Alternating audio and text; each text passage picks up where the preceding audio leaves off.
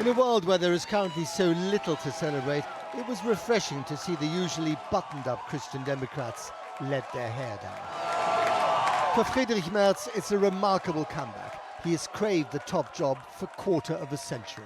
He told them to party the night away before getting down to the hard work of coalition talks. Same venue the morning after, cue the hangover of reality, and not just building a viable coalition, but dealing with an irascible America, shaking his head almost in disbelief at his own words. Sie müssen auch mit dem Worst Case umgehen, wenn diejenigen sich durchsetzen, die in Amerika wirklich nicht nur America First, sondern fast schon America Alone zu ihrem Motto machen, dann wird es schwierig. This is the office that Chancellor Merz will soon inhabit. The square-jawed architecture may be vintage bad cop, but previous incumbents have never lived up to it, hiding behind Germany's history. Is that about to change?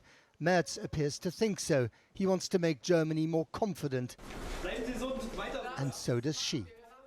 Alice Weidel, head of the far-right AfD, now the second party in the Bundestag, only 12 years after its creation.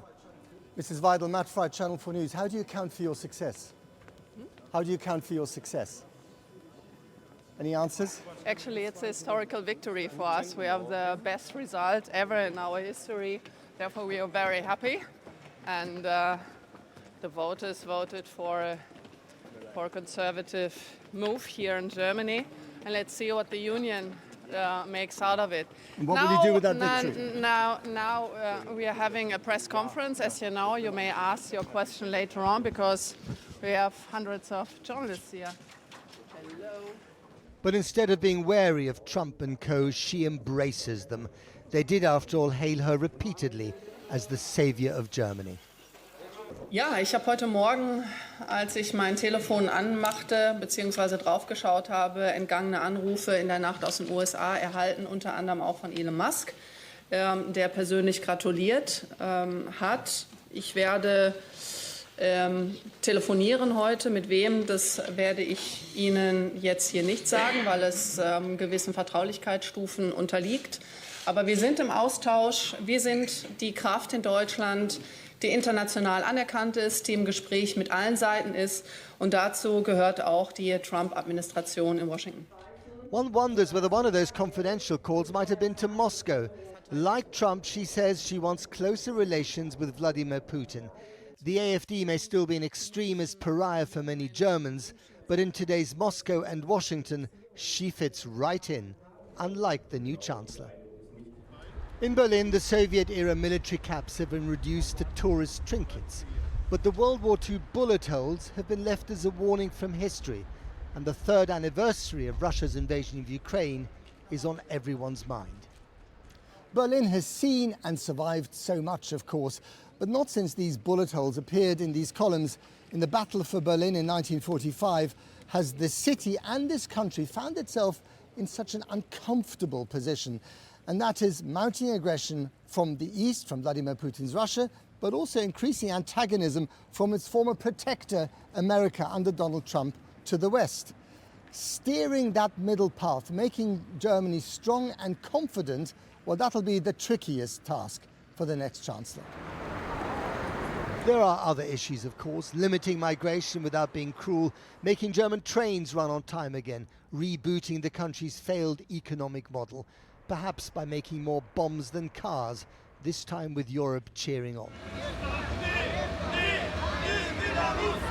And then there's the political temperature. Tonight, an anti-Trump and Putin rally, one of the many demonstrations taking place every day in a country increasingly stretched between far left and far right.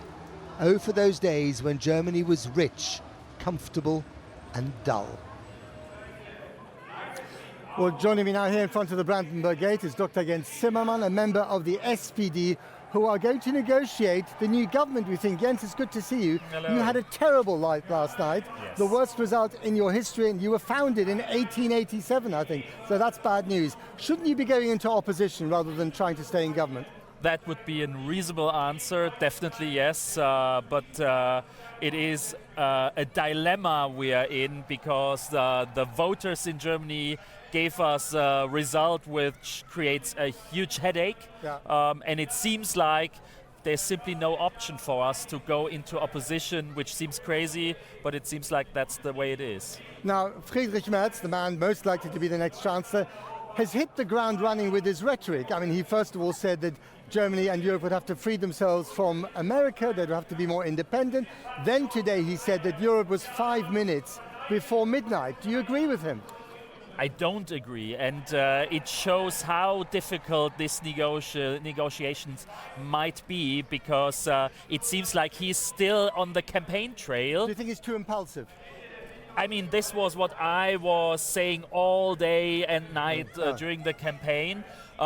But we all know it is difficult to switch from the campaign trail into government's office, but he has to switch that very fast now. But he has a point, doesn't he? When you've got Donald Trump on the other side of the Atlantic saying things like Zelensky is a dictator. Again, today he refused to condemn President Putin as a dictator.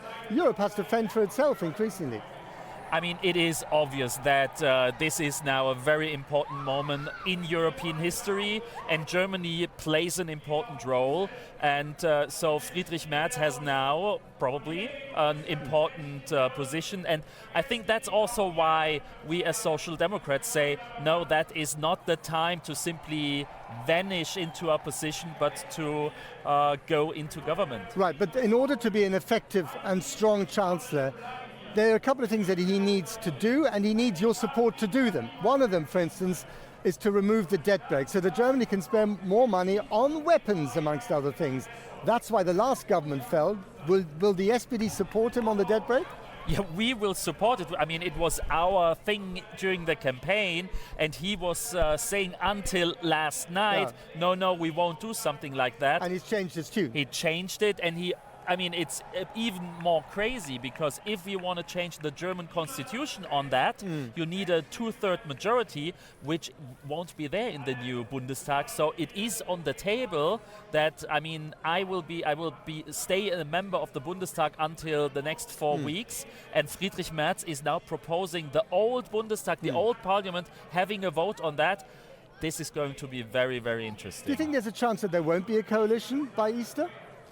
But I think Eastern is it's a very tough schedule. But I mean, we have to wait and see. I mean, there is no carte blanche for Friedrich Merz. We will have to face our party base, and we won't have a majority in our party with something which is too fast and only Friedrich Merz. But it's time for Germany, is it not, to step up to the plate, to take a leadership role in Europe. The old joke was always Germany was an economic giant and a political dwarf. Enough of being a dwarf.